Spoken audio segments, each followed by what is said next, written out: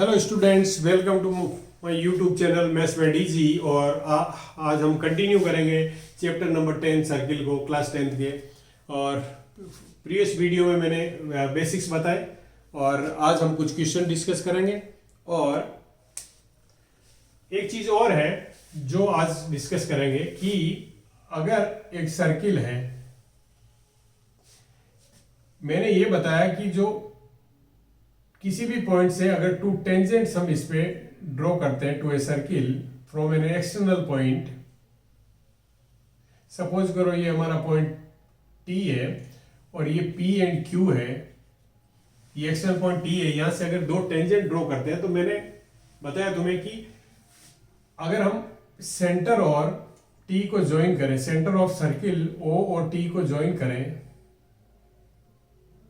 तो both the tangent are inclined by the same angle. ठीक है, दोनों टेंजेंट है, उनका इंक्लिनेशन सेम होता है। और यह भी बताया कि angle subtended by both the tangents are equal, मतलब ये एंगल और ये एंगल भी इक्वल होता है, ये तो बताया। अब एक चीज बताओ कि ये जो एंगल बनता, दोनों टेंजेंट जो सेंटर पे एंगल बनाती है और दोनों का जो इंक्लिनेशन होता है, इनका सम कितना होता है? Sum of angle subtended by both the tangent and inclination of the tangents, tangent के बीच में कितना एंगल है, इनका कितना होता है। तो यहां पर बहुत सिंपल सी चीज है कि P O Q T is a quadrilateral, एक क्वाड्रिलेटरल है। तुम्हें पता है कि टेंजेंट और रेडियस के बीच जो एंगल बनता है वो 90 डिग्री का होता है। क्या टेंजेंट को अगर हम सेंटर से कांटेक्ट पॉइंट पे ज्वाइन करें तो जो रेडियस होती है always make an angle of 90 degree with the tangent, ये कंसेप्ट हम जानते हैं। तो अगर मैं ये बात कहूं तो इन चारों एंगल का सम कितना होता है? अगर मैं यहां कहूं angle P plus angle O plus angle Q plus angle T is equals to 360। Angle sum property of a quadrilateral, quadrilateral के चारों एंगल का सम कितना होता है? 360। ओके जी, आगे चलो। अगर मैं ये कहूँ एंगल P कितना है, तुम्हें पता है 90 डिग्री है, plus angle O plus angle Q भी 90 डिग्री है, एंगल Q भी कितना है? 90 डिग्री है, plus angle T is equals to 360। तो इससे ये प्रूव हो गया angle O plus angle T is equals to 180 degree. कहने का मतलब होता है कि ये एंगल और ये angle are always supplementary angles, इनका sum always it will be 180। आ गया समझ में? ये तुम्हें एज ए रिजल्ट याद रखना है कि these are two complementary angles, angle sum of angle subtended by both the tangent और angle of inclination between the two tangents. दो टेंजेंट जितने एंगल पे इंक्लाइन होती है और जितना एंगल वो सबटेंड करती है, दोनों मिलके उन सेंटर पे, उन दोनों का सम ऑलवेज 180 डिग्री सप्लीमेंट्री एंगल्स होते हैं। ओके चलो, ये इसके बाद हम बात करते हैं, जब क्वेश्चन करेंगे तो उससे पहले तुम्हें ये पता होना चाहिए कि क्या कि किसी भी एक्सटर्नल पॉइंट से अगर टू टेंजेंट्स ड्रॉ करते हैं तो length of tangent are always equal, ये इक्वल होती है, ये एंगल्स आर ऑलवेज इक्वल, ये भी तुम्हें बताया हुआ है, इंक्लिनेशन आर ऑलवेज इक्वल, ये भी हमने सब कर लिया। ओके चलो, अब हम बात करते हैं, कुछ क्वेश्चंस लेते हैं रिलेटेड टू दिस चैप्टर जो एग्जाम पॉइंट ऑफ व्यू से इंपॉर्टेंट है। ओके चलो, अगर तुम्हें एक क्वेश्चन दिया हुआ है क्या कि ये एक सर्किल है और ये दो टेंजेंट्स हैं एक्सटर्नल पॉइंट से,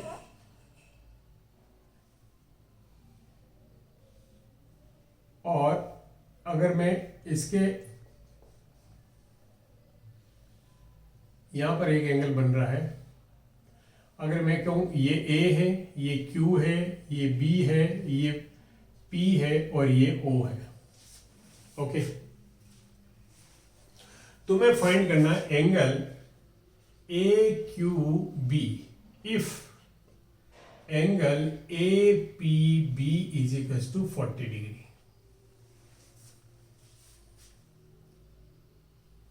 ये अब कैसे एंगल फाइंड करोगे बताओ? ये एंगल कैसे फाइंड करोगे? देखो, तुम जानते हो कि ये 40 दिया हुआ है, तो क्या ये एंगल फाइंड कर सकते हो? यस, क्योंकि angle A O B plus angle P is equal to 180 degree, always supplementary होते हैं। एंगल पी तुम्हें 40 डिग्री दिया हुआ है, तो angle A O B is equal to कितना हो जाएगा? Angle A O B is equal to 180 degree minus 40 degree, and this will give you 140 degree. ये एंगल तुमने निकाल लिया 140 डिग्री। ओके जी। अब एक थ्योरम थी कि angle subtended by the arc, ये वाली आर्क जो है वो सेंटर पे जितना सब एंगल सबटेंड करती है उसका हाफ एंगल सबटेंड यहां पर करेगी। मतलब यहाँ 2 थीटा करती है अगर, तो यहाँ थीटा करेगी। यहाँ पे 100 करती है तो यहाँ 50 करती है। ये थ्योरम है क्लास 9th की। तो यहाँ 140 है तो ये एंगल दिस विल बी 70। तो तुम कह सकते हो angle A Q B is equal to 70 degree. Have you understood? आगे समझ में? आगे समझ में? अब अगर मैं ये कहूं, एक बहुत ही इंपॉर्टेंट क्वेश्चन है, बोर्ड में कई बार पूछा हुआ क्वेश्चन है और अभी भी आने के चांसेस होते हैं। तो ये देखो, अगर किसी भी सर्किल पे 3 टेंजेंट है, देयर आर 3 टेंजेंट्स,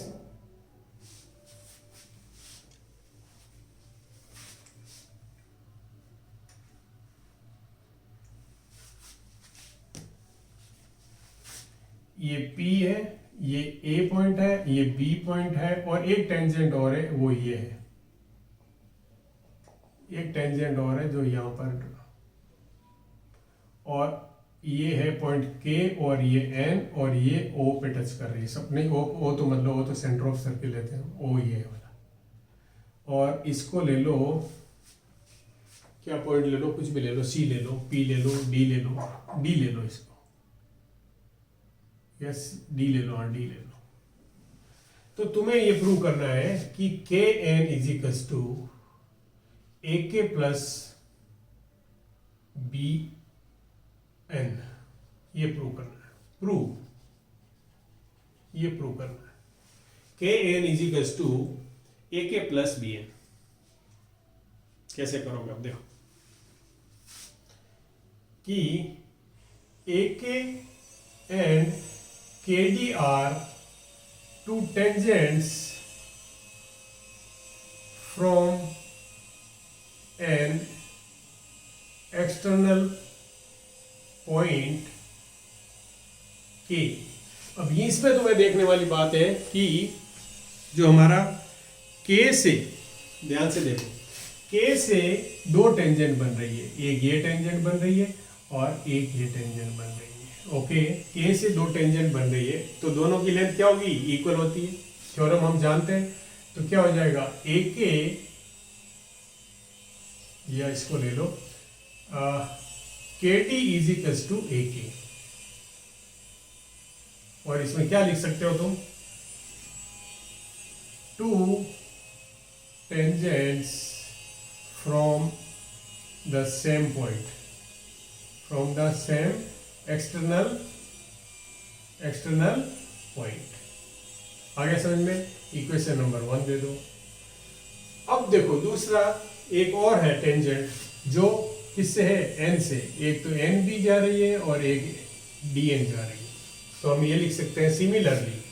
अब ज्यादा तुम्हें एक्सप्लेन करने की जरूरत नहीं है, तुम सिमिलरली लिख सकते हो। Similarly N D is equals to B N. ये इक्वेशन नंबर 2 हो गई। लिख लो adding 1 and 2, adding equation 1 and 2, we get what will we get? kd plus dn is equals to ak plus bn, और इन दोनों का सम कितना है? kn। तो kn is equals to ak plus bn। You understood? इस तरह से हमें प्रूव करना है। इसमें कौन सा कंसेप्ट यूज किया? 2 tangents drawn from an external point have the same length. 2 tangents drawn from an external point to a circle have the same length. Okay, चलो इसके बाद हम करते हैं अगला क्वेश्चन।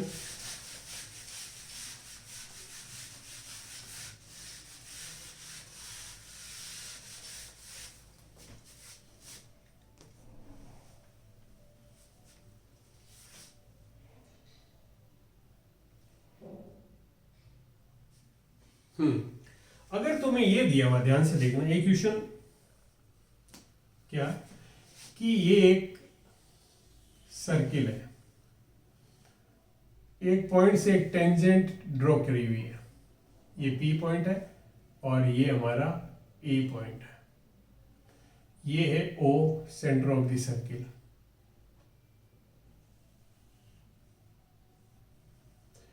और ये दो टेंजेंट्स हैं, inclination of tangent is 60 degree, ये दिया हुआ है, और रेडियस दी हुई है ए, सर्किल की रेडियस क्या है, ए दी हुई है। और उसने कहा कि तुम फाइंड करो डिस्टेंस ओपी, क्या, find OP, find OP, OP तुम्हें फाइंड करना कि ये कितना होगा। अब देखो यहां पर ओपी, ये हमें टेंजेंट पता नहीं है कितनी है, तो हम क्या करें, कैसे फाइंड करें भाई, दोनों टेंजेंट की लेंथ तो इक्वल होती है, कैसे फाइंड करें।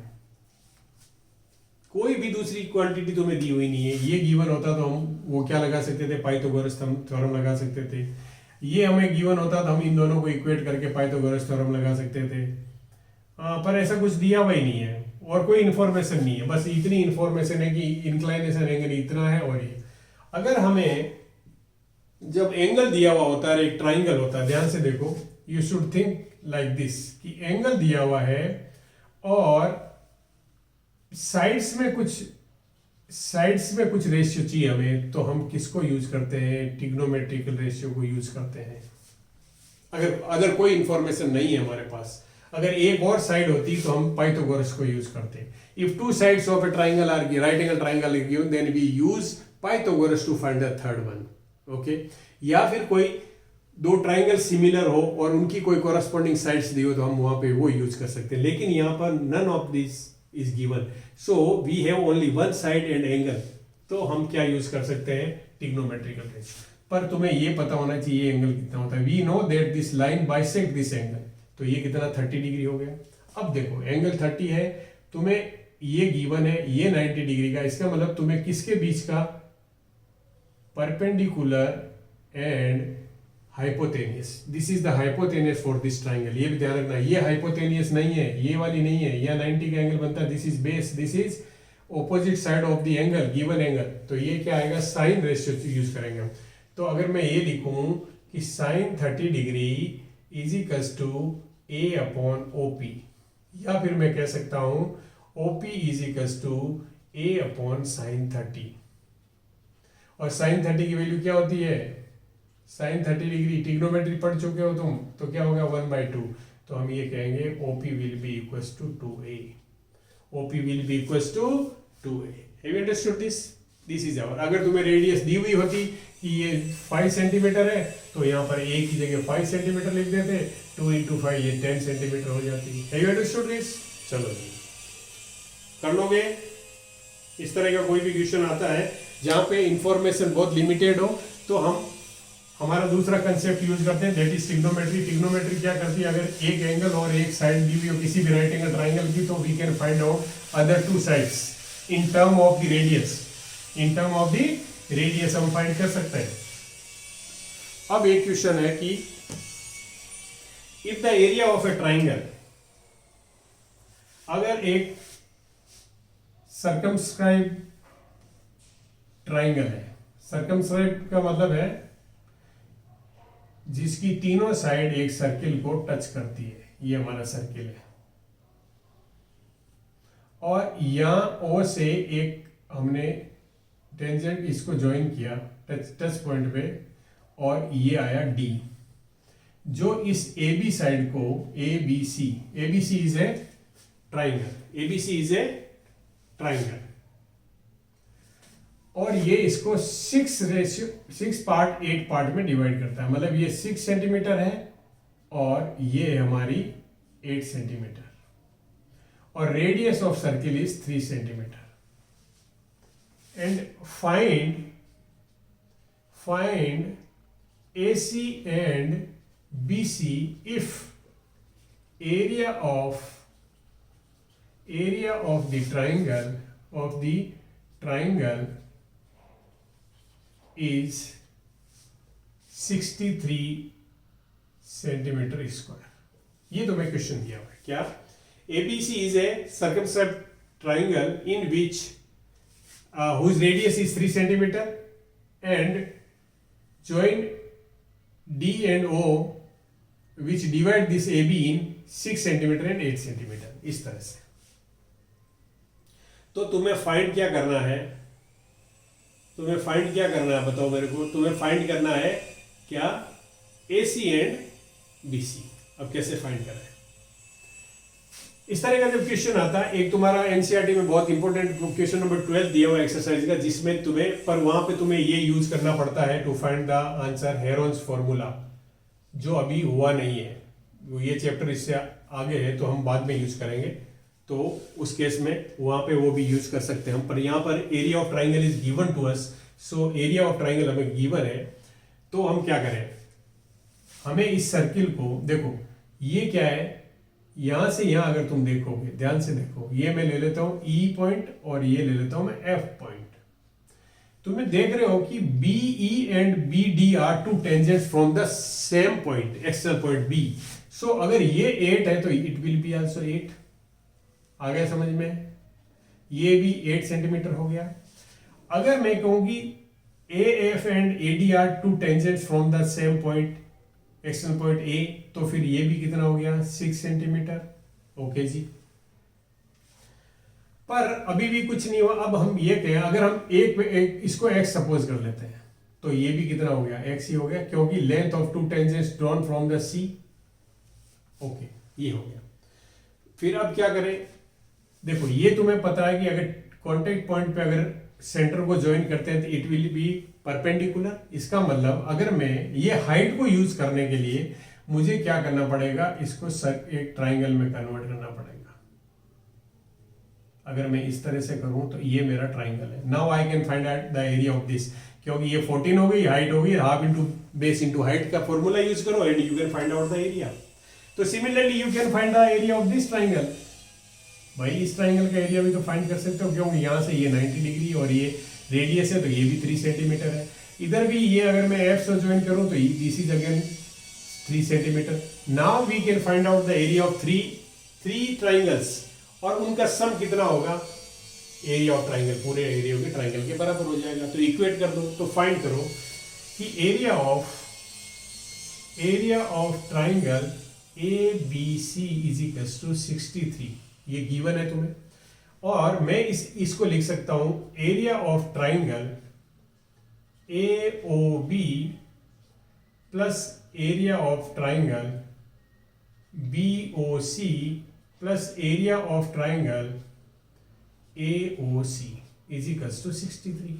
भाई मैंने इस ट्राइंगल को 3 ट्राइंगल में डिवाइड कर दिया और ये हमने लिख लिया। ओके जी, एंगल AOB का एरिया क्या होगा, half into AB into radius, ये रेडियस है, ये भी रेडियस है, ये भी रेडियस है, तो लिख सकता हूं AB इंटू OD प्लस इसका क्या होगा, half into BC into OE plus half into AC into OF is equals to 63। अब ये बताओ कि हाफ कॉमन ले सकते हो, AB कितना है 14 इंटू R कितना है 3 प्लस हाफ बार चला गया, BC कितना है, BC देखो BC कितना है 8 प्लस x, तो BC हो गया 8 प्लस x इंटू OE कितना है 3 प्लस हाफ बार चला गया, AC कितना है 6 प्लस x इंटू 3, OF कितना 3 इज इक्वल्स टू 63। 2 को मैं इधर मल्टीप्लाई कर देता हूँ, ये कितना बन जाएगा 14 3 जा 42 प्लस 8 3 जा 24 प्लस 3x प्लस 6 3 जा 18 plus 3x is equals to 63 into 2। Okay, अब देखो ये है 42 उधर चला जाएगा, ये 42 प्लस 28 प्लस 18 जोड़ लो कितना होता है 42 और 18 कितना हो गया 60 80 84, तो ये है और 3 और 3x तो कितना हो गया 6x plus 84 is equals to 126, okay. और 6x is equals to 126 minus 84, निकालो 242, तो 6x इज इक्वल्स टू 42, तो x is equals to 42/6 is equals to 7 centimetre. अब तुम्हें पूछा है AC एंड BC, तो ये वैल्यू आ गई तुम्हारे पास 7 सेंटीमीटर और ये भी हो गई 7 सेंटीमीटर।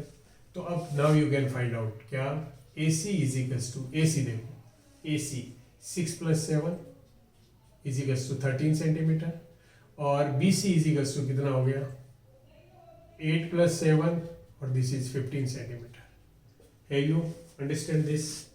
आ गया समझ में? इस तरह से जितने ट्राइंगल में कंसेप्ट्स होते हैं हमने यूज किए और इम्पोर्टेंट क्वेश्चंस डिस्कस किए हैं।